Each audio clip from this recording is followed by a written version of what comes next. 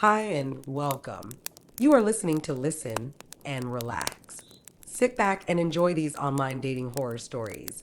If you want us to continue making these videos, please let us know in the comments what you think about the stories and if we should continue. Please comment, subscribe, and hit that notification bell to stay updated when we post new exciting stories. It was supposed to be a night to remember, a perfect, elegant dinner with the kind of man you only meet once in a lifetime. The kind of man who seems too good to be true. Handsome, charming, and as nervous as a cat at a dog show. Let's set the scene. Candlelit booth, the hum of quiet conversation around us, a sizzling plate of fajitas in the center of the table. Steam rising from the dish like smoke from a slow burning fire. My date had picked the restaurant, a cozy little spot with dark wood floors and velvet curtains, the kind of place that felt special. But the moment he sat down, it was clear that this wasn't going to be just any dinner date. His name was Ryan. Tall, with dark eyes that sparkled when he smiled. He had the kind of jawline that belonged in a magazine ad, and he wore his nerves like a badge of honor. The first few minutes were awkward, but that was fine. I mean, who doesn't feel a little jittery on their first date? But then came the moment. The moment that would forever change the course of our evening. As we started sharing the sizzling fajitas, the conversation flowing more freely, Ryan reached for his napkin. And that's when I saw it. His face went pale. His eyes widened like he'd just seen a ghost. He froze. I thought maybe he was having an allergy attack. But no, it was something much, much worse. With all the grace of a man on the verge of passing out, Ryan brought his napkin to his mouth, and the sound of him gagging was so loud, I thought the entire restaurant heard it. His hand shook as he crumpled the napkin in front of him, and before I could even ask if he was okay, he was already vomiting into it, right there in front of me in the middle of our dinner. The fajitas, the sizzling plates of seasoned meat and peppers, they sat there, forgotten, untouched. All I could focus on was the horrific scene unfolding before me. It was gross. There's no other word for it. The sheer humiliation of it. Not just for him, but for me too. I had been sitting there, sharing food with this handsome guy, only for him to lose control in the worst possible way.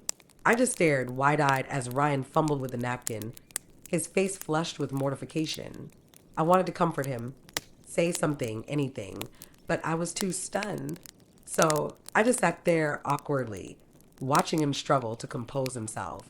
Then, as if it couldn't get worse, Ryan stood up. I'll be right back, he stammered, and before I could react, he rushed off toward the men's room, leaving me alone at the table with a half-eaten plate of fajitas and an air of complete embarrassment hanging over me. The entire restaurant was staring. The couple at the next table exchanged looks. The waitress was clearly irritated, and I could feel my face turning bright red as I tried to focus on the food in front of me, pretending like nothing had happened. But deep down, I was dying inside. Time passed.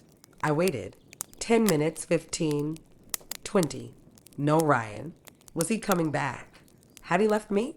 Did he just dine and dash? The thought hit me like a ton of bricks. Maybe it was all too much for him. Maybe he couldn't handle the pressure of a first date. Maybe he just bolted. I kept glancing nervously at the door to the men's room. No sign of him. The waitress was definitely looking at me now, and I could see the judgment in her eyes as she wiped down the counter for the third time. And then, just as I was contemplating leaving the restaurant myself, to avoid the inevitable embarrassment of being stood up, Ryan finally appeared. He looked different. His hair was a little messier, his cheeks a little redder, and his posture seemed even more defeated than when he had rushed off. He didn't even apologize as he slunk back to the table, sinking into his chair as though he'd been through a war. Sorry, he muttered, his voice barely audible. It took everything in me to hold back a laugh. I didn't want to be mean. He was obviously embarrassed, and this was just the first date. But I couldn't help it. I had to be gracious, right? It was the right thing to do. You okay? I asked, trying to sound casual, like it was no big deal. Yeah, just a little nervous, he said, offering a sheepish smile. Sorry about that. I totally ruined dinner. I mean, yeah, I said, laughing a little too loud. But it's okay. It happens, right? And that was it. The rest of the night went by in a strange, almost surreal haze. We tried to salvage the evening, but the damage was done. I could barely concentrate on anything he said, not because I didn't like him, but because the image of him throwing up into his napkin was burned into my brain like a nightmare. somehow. Though, despite the disaster that was our first date, I ended up marrying him. Can you believe it? We laughed about it later, about how wild and ridiculous that first dinner had been. Sure, there were red flags, oh, a lot of them, but hey, we were young and love has a funny way of making you overlook things. But now, looking back, I should have walked away. I mean, seriously, if your date throws up in his napkin on the first date, maybe that's a sign, right? Yeah, hindsight's 2020, but in the end, we made some beautiful babies. Hopefully. They didn't inherit his nervous stomach. Haha. Oh well. It's all part of the story. And in case you're wondering, no, we're not together anymore. But let's just say, that first date? Yeah, that was one for the books. So here's the thing, I was texting with what seemed like a lovely woman. Her profile was warm, charming, and she seemed genuinely interested in getting to know me. We hit it off pretty quickly, good conversations, a couple of phone calls, and before long, we made plans to meet up in person. A date. I was excited. It seemed like things were going well. I remember the day clearly. I'd picked a nice, laid back cafe downtown for us to meet. Somewhere casual, so we could just talk and see if we had a real connection. The time comes and I show up a little early, as you do, checking my phone nervously while scanning the crowd. I'm looking for her, but something feels off when I finally spot her coming toward me. I was expecting to see just her, but she's not alone. At first, I tell myself it's nothing. Maybe a friend, maybe a coworker who decided to tag along for the coffee. But then, as they approach, she introduces him. This is my husband, Mark. I freeze. My stomach drops to the floor. Wait, what? Husband? Why didn't she mention this before? I had no idea she was married. None. No mention of a partner or husband in the conversations we'd had. In fact, nothing that would have suggested she wasn't single. Now, I'm standing there, trying to keep my composure. I shake Mark's hand, but my brain is racing, trying to process what's going on. She had clearly not disclosed this major detail. And to make it even stranger, they don't seem bothered by the situation at all. She's smiling, he's smiling, and everything feels well. Off. But then it gets weirder. Way weirder. We sit down, and Mark starts talking about their arrangement. He explains that they've been in an open marriage for a while now. I can't even wrap my head around this. But the more he talks, the more it becomes clear she's looking for a third someone to join them. Apparently, he's unable to perform anymore, and instead of dealing with that issue in a more traditional way, they've decided to explore this whole polyamorous lifestyle. Now, I'm just stunned. I try to stay calm, but it's like my mind is in overdrive trying to process this new reality. This woman I've been texting with, the one I thought I had a real connection with, has been married the entire time, and she never once mentioned it. Not in the texts, not in the phone calls, not even when we made plans. And here she is sitting across from me, introducing her husband and discussing their open marriage like it's a casual, everyday thing. I can't believe what I'm hearing. Mark's comfortable talking about it. Too comfortable. It's clear this is something they've been doing for a while. Apparently, she's been finding people to date while he watches. He doesn't mind. In fact, he likes it. But they want a third. And that's why she reached out to me. I'm trying to make sense of it all. But it doesn't add up. I feel like I'm on some hidden camera show, like I'm being pranked. There's no way this is real. But it is. It's all real. And that's when I realize I've been played. She never disclosed any of this. Not once did she mention that she was married or involved in an open marriage. She just let me think we were two single people getting to know each other. She had been setting me up for something I wasn't prepared for, and I'm not even sure she was honest about her intentions from the start. I don't even know what to say. I'm sitting there in a cafe, my coffee growing cold in front of me, trying to act normal, trying not to show how utterly shocked I am. But I can't hold it in anymore. I tell them both, look, I had no idea you were married. I'm not into this kind of arrangement. I thought we were meeting for a date, not whatever this is. It's like I've shattered their world, or something. Mark just shrugs, completely nonchalant about the whole thing, as if I should have known what was going on. She looks at me almost pityingly and says, we just thought we'd let you know before it went any further. The audacity. The complete lack of disclosure from her side. It feels like I've been lied to. And for what? For this strange arrangement that I had no part in, no say in, no desire to be a part of? I don't even know what I was supposed to do. How was I supposed to respond to something like that? I don't want to stick around to find out. I stand up, thank them for the coffee, even though it's probably the worst coffee I've ever had, and leave. It's uncomfortable. They don't seem to care that I'm walking away, but I do. My mind is reeling as I leave the cafe and step out into the street. I'm still processing everything when I see them again a couple of weeks later, walking hand in hand down the street. There they are, her and Mark, looking like the happiest couple in the world, maybe even with another woman with them, like everything is normal. Like everything they've been doing is perfectly okay. And here I am, still shaken from that bizarre date, trying to figure out how I got wrapped into something so strange. I won't forget that day. The way I was led into this situation with no warning, no honest disclosure, and no consideration for my feelings. It's not just a bad date, it's a lesson in trusting your instincts and being upfront from the start. Because if I'd known from the beginning what I was walking into, I would have never agreed to that date in the first place. Now, when I see them downtown, I just shake my head. I don't know if I'll ever understand what they were thinking or why they thought it was okay to pull something like that on me. But one thing's for sure, I'll never forget the day I met both of them. I had just gotten out of a long relationship, and after being out of the dating game for 15 years, I was pretty rusty. I didn't even know where to start. Swiping through dating apps felt awkward, and I had no idea what people were into these days. So when I matched with Ava from Asheville, she seemed like a breath of fresh air. She was confident, charming, and a little quirky. Everything I thought I was looking for. Plus, she told me she was solo poly, a term I had never heard before. I was curious, and she seemed eager to explain. Ava sat me down, both figuratively and literally, and educated me on the ins and outs of polyamory. Solo polyamory, to be exact. She explained that it meant she was in multiple relationships but kept them separate, and that she was still independent, with no desire for a primary partner. It sounded interesting and liberating, especially coming from someone who was so comfortable in her own skin. At the time, I was just dipping my toes back into the dating world, and I thought, why not? This sounds like an open minded, modern relationship approach. She seemed perfect for me, free spirited, passionate, and intelligent. So we began seeing each other. For the first few weeks, everything went smoothly. We went out, had great conversations, and even hooked up once. The chemistry was definitely there.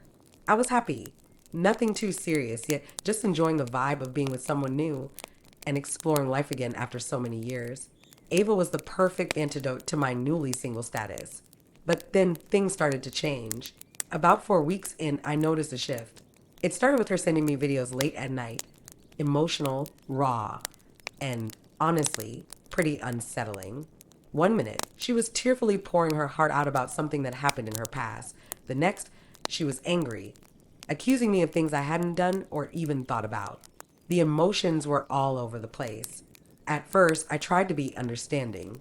I'd been through my own share of emotional baggage in my life, and I didn't want to judge her for hers.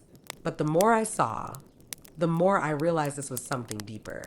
I could feel the intensity, the manic energy coming through the screen. It was like flipping a switch. Ava seemed to be spiraling, and it was happening so fast.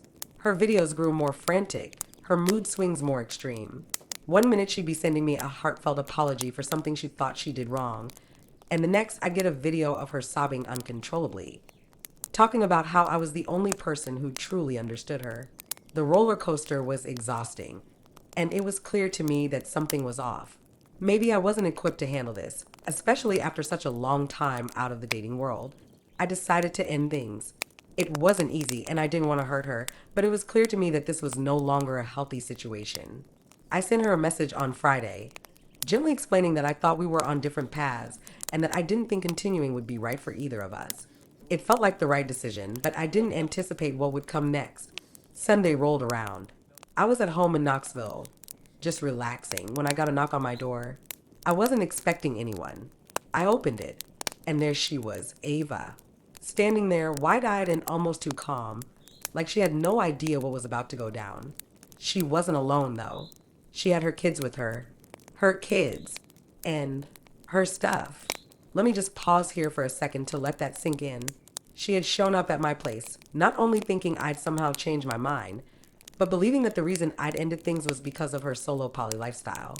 She was convinced that if we lived together, I'd see how perfect we were for each other and everything would magically work itself out. As if her entire emotional breakdown was just a minor misunderstanding that would be fixed with a little cohabitation. My jaw hit the floor. I tried to remain calm and told her that what she was doing wasn't okay. I had ended things for a reason, and this was not what I wanted. But she wasn't hearing it. She started unloading her things into my living room as if she was moving in. Her kids were standing there, confused and silent. The situation escalated fast. I didn't know how to react. This wasn't a casual breakup anymore. This was full on insane. It wasn't just her emotions that were out of control. It was like she had convinced herself that I owed her something, that my boundaries didn't matter, and that we were somehow meant to be together, regardless of what I had said just 48 hours earlier. I had to get the sheriff involved. I won't go into details, but let's just say that the sheriff's deputies didn't waste any time when they arrived. Ava was escorted off my property, still protesting, still convinced she was right. Her kids were quietly standing by, probably as confused as I was. I'll never forget the way she looked at me as she was being led away, eyes wide with disbelief, as though she couldn't fathom why I wouldn't just accept her into my life. Honestly, I'm cringing just typing this out. It was like a nightmare I couldn't wake up from. I felt bad for her. Yes, what happened to her, the way she was clearly unraveling emotionally. But that didn't mean I was responsible for fixing it. And I certainly wasn't ready for a woman to show up at my place with her kids and her things, thinking we could just move in together after a 5-week fling. I don't know what was going through her mind, but that was the last time I ever heard from Ava. I still see her around sometimes, randomly popping up in Knoxville, usually at a distance. I tried to avoid eye contact. I don't know if she ever really understood what happened, or if she's still convinced that we were meant to be together, but that experience definitely left a mark on me. And yeah, I'll admit it, it's going to take a long time before I trust someone again like I trusted Ava. You know how sometimes you go into a date with certain expectations, maybe just to have a good time, or at least a few laughs and let the conversation flow naturally? Well, for me, that was the plan. I'd matched with this amazing woman, and we'd already had some great conversations. We bonded over a few key interests, politics and podcasts being the main two. She was articulate, thoughtful, and way smarter than I expected. The chemistry was there, and I felt like this could be a great connection. So we set up a dinner date. I was excited, nervous, sure, but excited. After all, she was stunning. Like, I can't believe I'm sitting across from her, stunning. Her pictures were attractive, but in person, she was next level gorgeous. I found myself thinking, humana, humana, humana, like a cartoon character. My brain kind of short circuiting from the sheer charisma and beauty across the table. But at least we had things in common to talk about, right? Politics, podcasts, we could go on for hours about those things, no problem. The morning before our dinner date, I woke up to an episode of a semi-popular national podcast, Making Waves. It was about the leader of my regional government back in the 1970s, someone I'd always vaguely heard about but never really paid much attention to. Well, this episode dropped some serious bombshells, apparently. This politician had been a serial rapist while in office. To say I was shocked would be an understatement. Now, I was already aware that my mom had worked in a related office during that time, and she'd often warned me growing up never to be alone with this man. She said there were rumors, but nothing specific, just a general sense of caution. I'd always assumed it was just an old school piece of office gossip. I had no idea the extent of this guy's behavior. So when the podcast episode dropped, revealing the full scope of his actions, I was floored. It was a total gut punch. But okay, back to the date. I'm getting ready, mentally preparing myself. I'm still reeling from the podcast episode in the back of my mind, but I'm also doing my best to focus on the date ahead. She's beautiful. We've got a lot in common. This could be it, right? As I'm sitting at the restaurant waiting for her to arrive, my nerves kick in big time. I've got butterflies. I'm trying to get my thoughts together. I'll admit, I was so distracted by how nervous I was and how incredible she looked that my mental bandwidth was just maxed out. She walks in, and I swear, the moment I saw her, I nearly forgot how to breathe. But I pulled it together. We sat down, exchanged pleasantries, and dove right into conversation. I mean, the usual stuff. How's your day? What do you do? Blah, blah, blah. But then naturally, we started talking about one of the things we had in common, politics, and how we both enjoyed staying informed by listening to podcasts. And that's when it happened. Without really thinking it through, I brought up the episode I'd just heard that morning. I figured it was an interesting, relevant conversation, right? I said, so, have you heard about that podcast episode from this morning? It's about this guy from the 70s, the leader of my regional government. Apparently, he was a serial rapist while in office. Pretty crazy. Huh? She paused, looked at me with a strange kind of stillness in her eyes, and then slowly said, yes, that was my grandfather. Skull. The air in the room literally froze. It felt like the earth stopped spinning for a second. I think I physically blinked, trying to process what she just said. I mean, what? Her grandfather? The man I was talking about was a serial rapist? How could that be possible? How could I have just blurted that out? There was a moment where I couldn't even find my words. I think I said something along the lines of, oh, wow, I didn't know that's intense. But that was about all I could muster. My brain was doing this weird short-circuiting thing where the words I wanted to say couldn't get out fast enough, and everything I said sounded like I was digging a bigger hole for myself. I felt so awkward and ashamed, even though it wasn't my fault. It was like I'd opened Pandora's box, and the only thing I could do now was watch the mess unfold. She seemed calm, though. Too calm. She told me she'd always known the rumors and that her family had kept a lot of things under wraps over the years.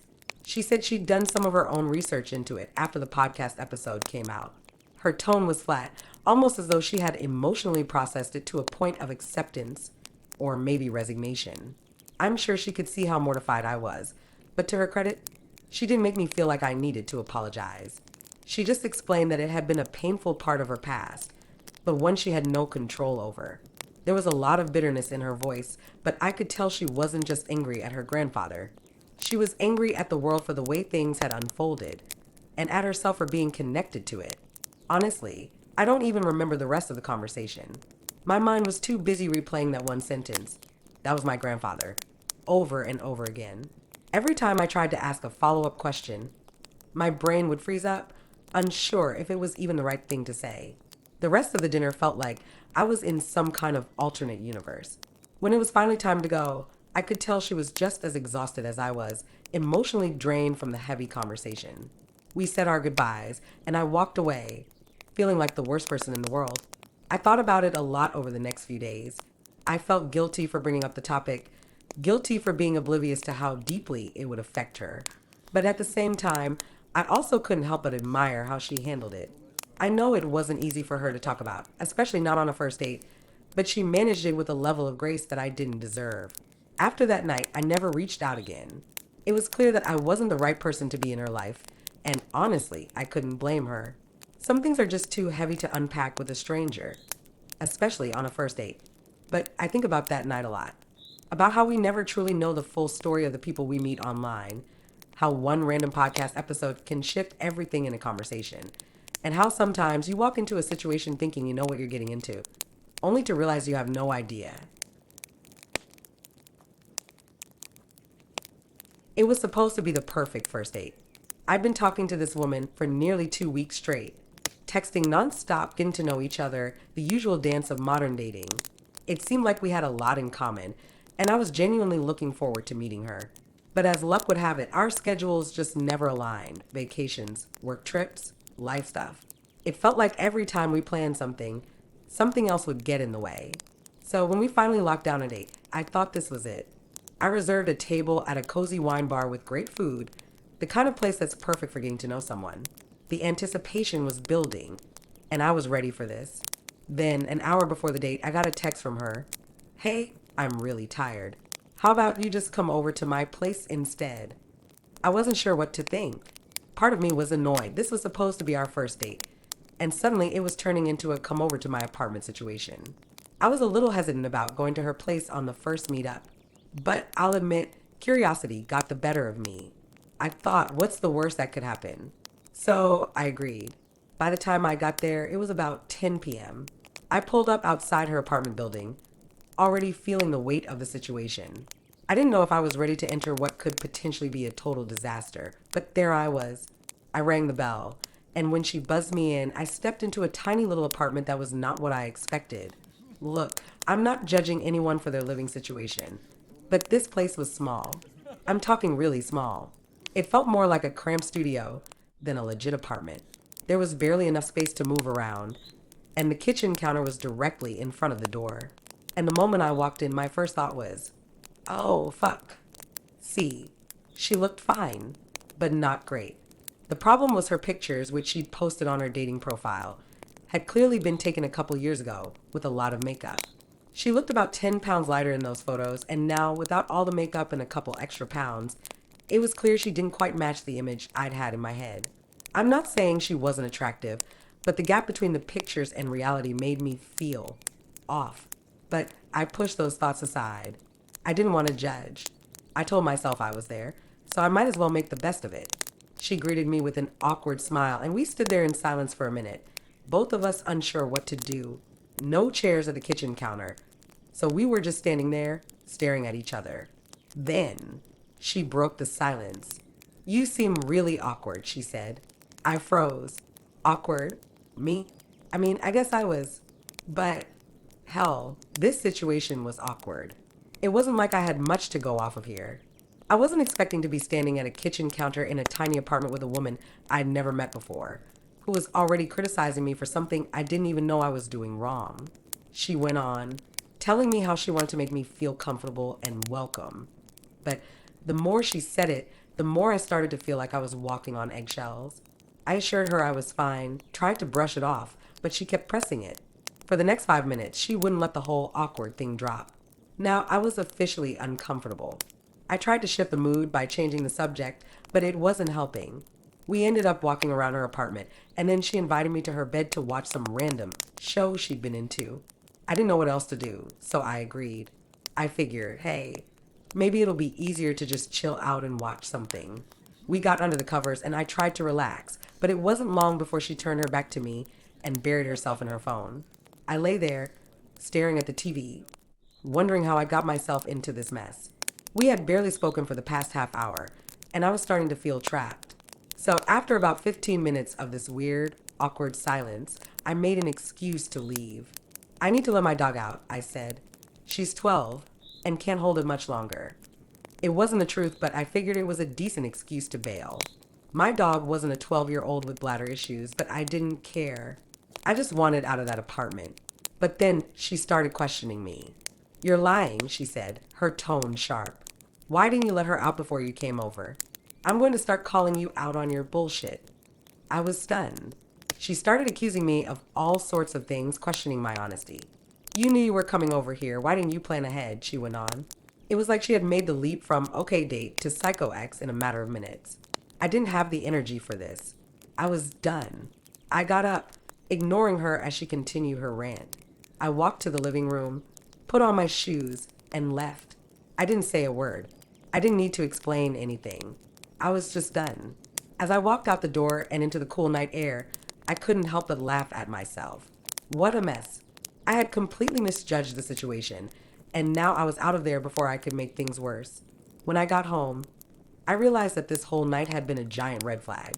A tiny apartment, weird vibes, constant criticism. This was not what I signed up for.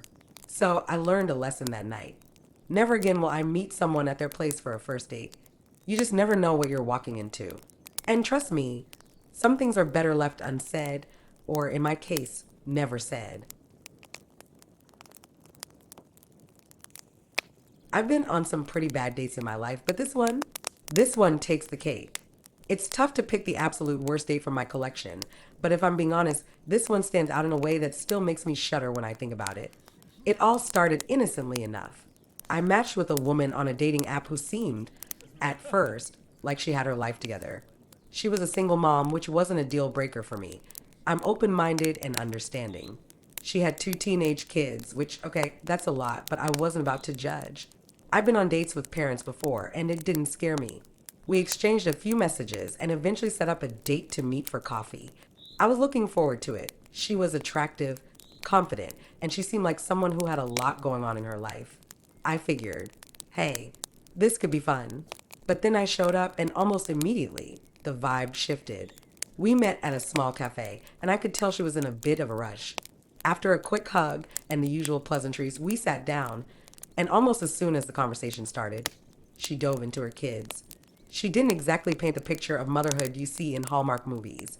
God, my kids are assholes, she said without missing a beat. I was taken aback. Wait, what? She went on to explain how she had given up on them.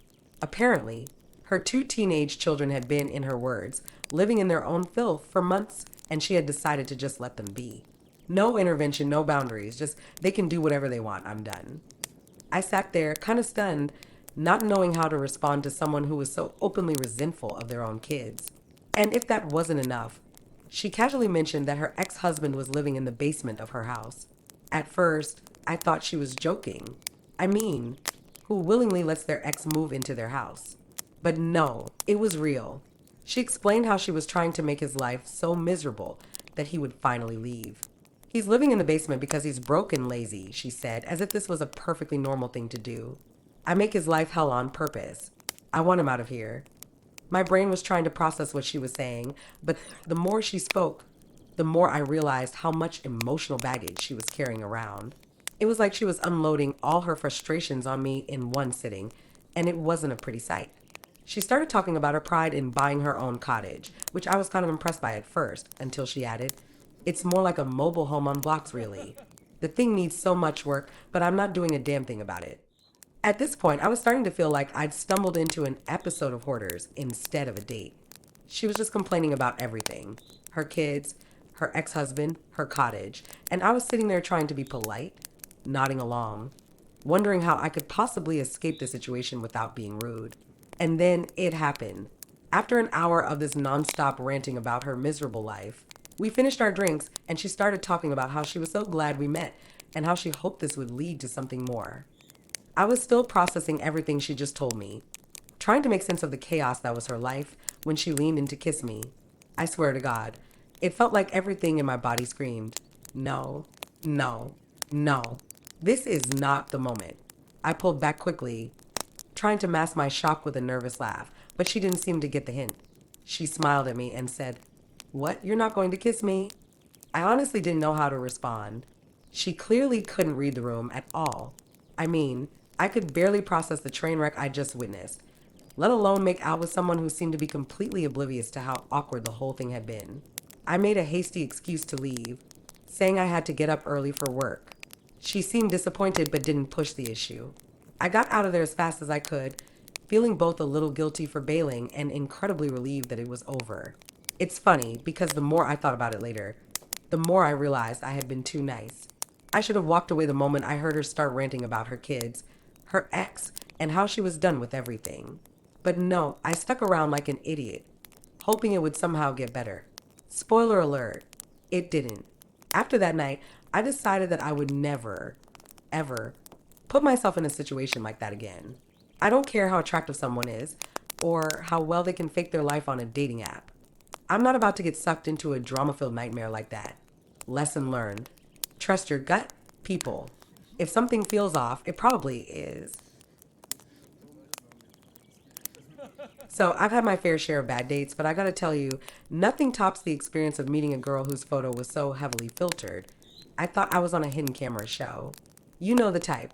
The one who's clearly been using every Instagram filter known to mankind, smoothing out every wrinkle, brightening every corner, and giving her skin the glow of someone who's just been kissed by the sun. But then when we met in person, let's just say I wasn't staring at the woman in the picture anymore. She still looked nice, don't get me wrong, but the whole thing felt like a bait and switch. I guess you could say the disappointment was real and, honestly, a little crushing. But that wasn't even the weirdest date I've had. That honor goes to a long-forgotten night years ago. Well, before the days of swiping left and right, when things were way simpler, or at least I thought they were. It all started when I was at home one afternoon, minding my own business, when I heard a knock on my door. I opened it to find a super cute girl standing outside, looking a little flustered. Turns out, she had broken down right in front of my house. Now, I wasn't the type to just ignore someone in need, so I went out to see if I could help. She explained that her car had stalled because she'd run out of gas. No big deal, right? Happens to the best of us.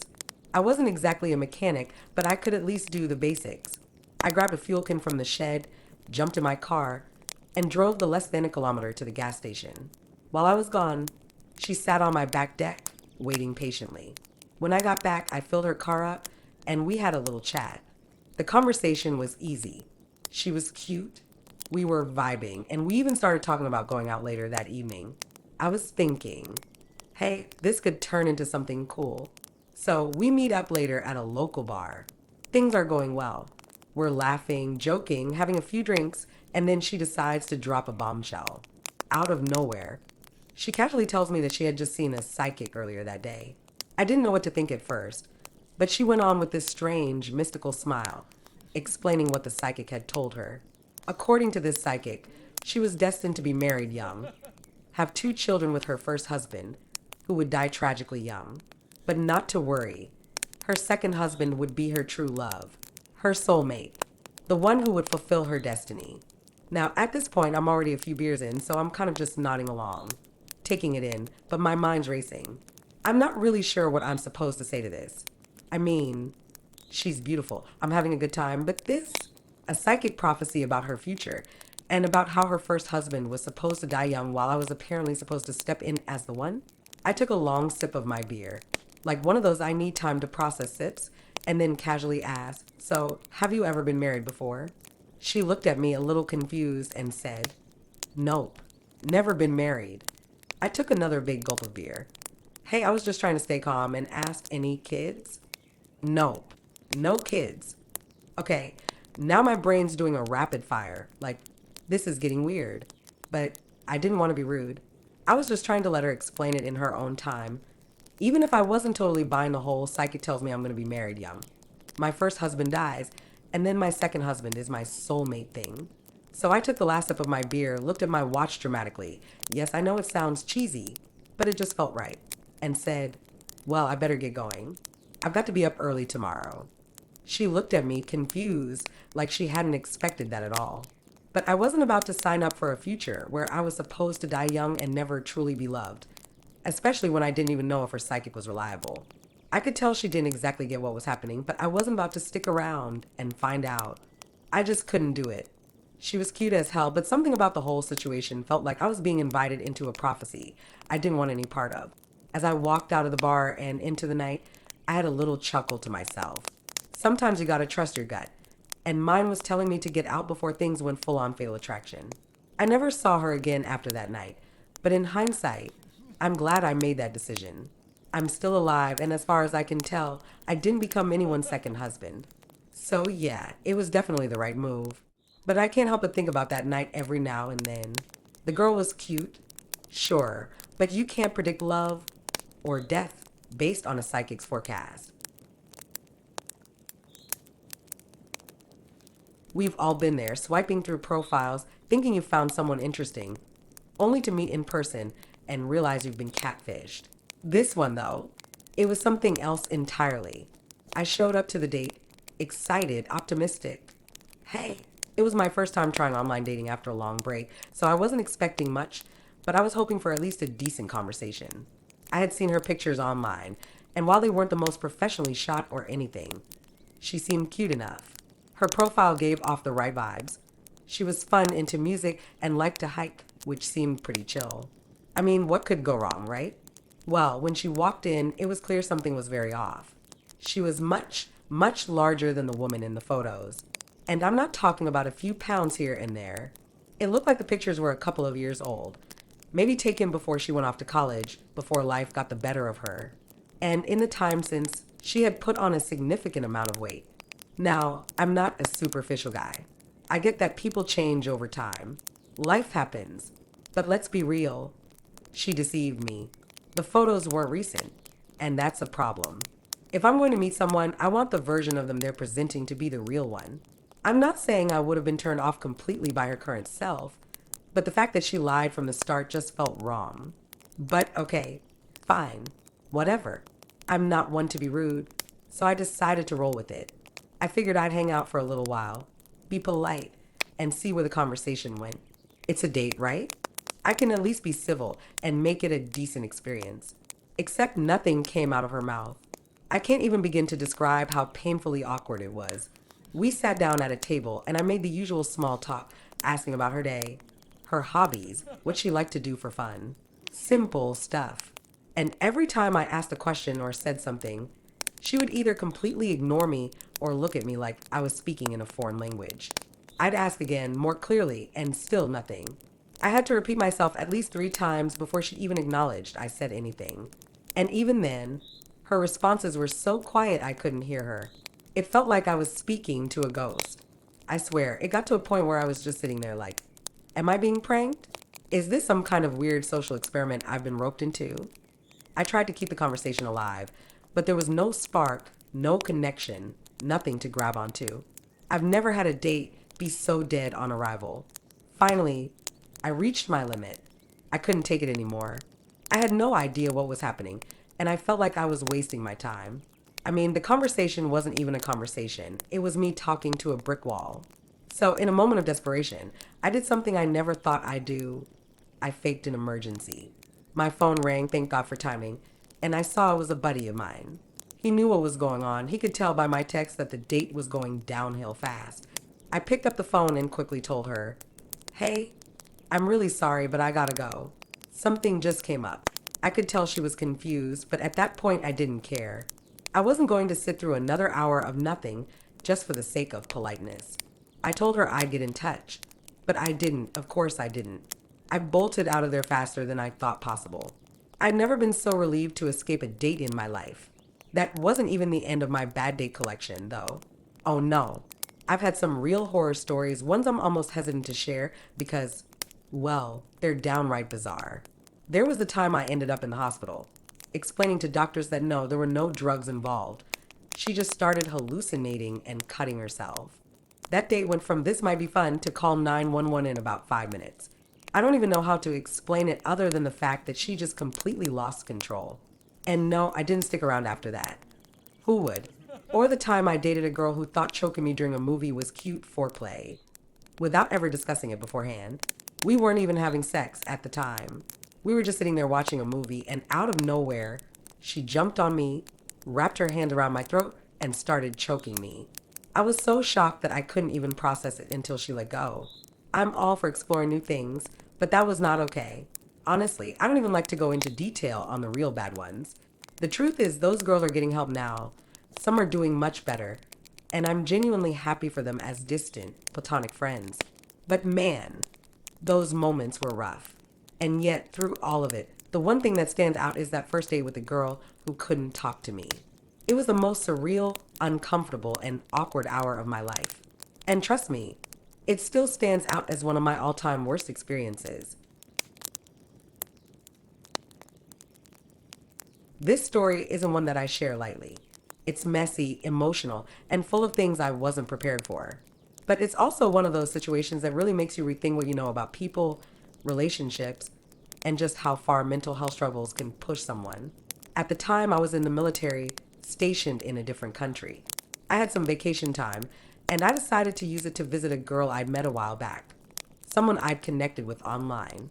To be honest, when I went to visit her, I already knew she had her issues. She'd been through a rough past, particularly an abusive relationship that had clearly left its mark on her. But the truth is, I didn't realize just how bad things were. I didn't know the extent of her mental health struggles or how fragile things could become when the wrong trigger was pulled. I came to visit her as a friend. There was no intention of anything romantic, but that's not how things played out. She was attractive, outgoing, and the kind of person who could make you feel like you were the most important person in the world when she wanted to. She pursued me, and I didn't really have the clarity at the time to see what was happening. It felt natural enough to hook up. We were adults, after all. But deep down, I knew my time there was limited. My military vacation days were set, and I couldn't extend my stay no matter how bad I might have felt about leaving her. Things were fine at first. We had a good time hanging out, exploring the area, and just enjoying each other's company. But I never fully understood the weight she was carrying, the depth of her trauma, until the last night I was there.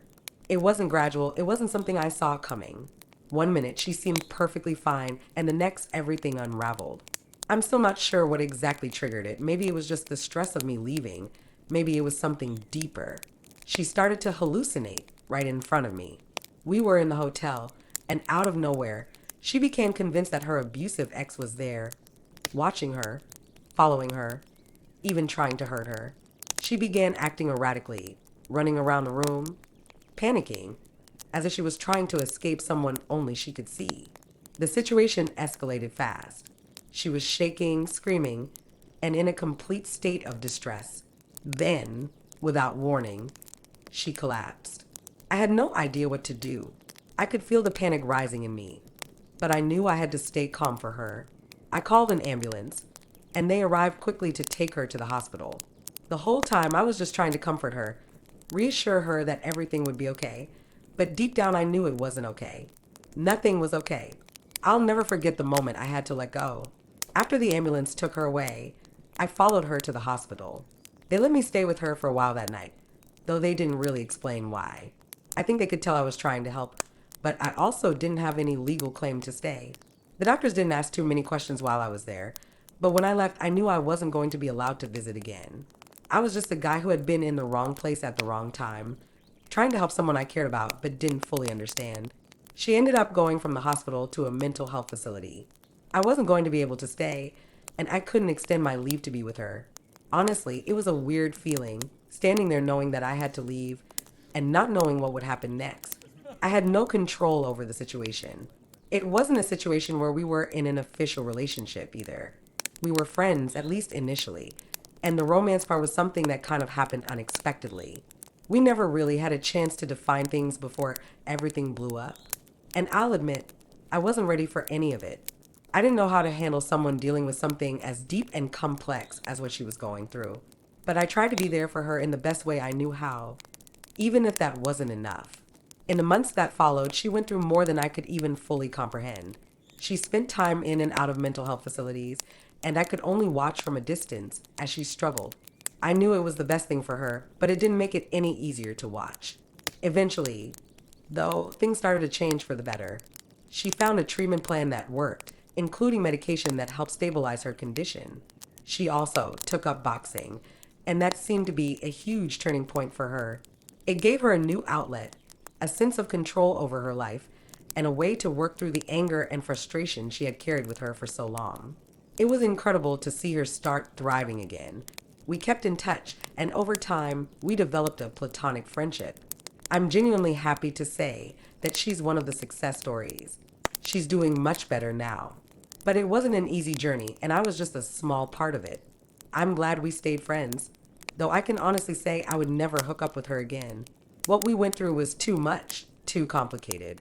At the end of the day, the experience changed my perspective on a lot of things: relationships, mental health, and the realities of what people go through when they're fighting invisible battles. I've learned not to judge, not to assume, and not to think that just because someone seems fine on the surface, they aren't carrying a heavy load. I'm happy that she's in a better place now. And while our story was a messy one, I'll always remember her as someone who fought hard to get better. I'm just glad she got there.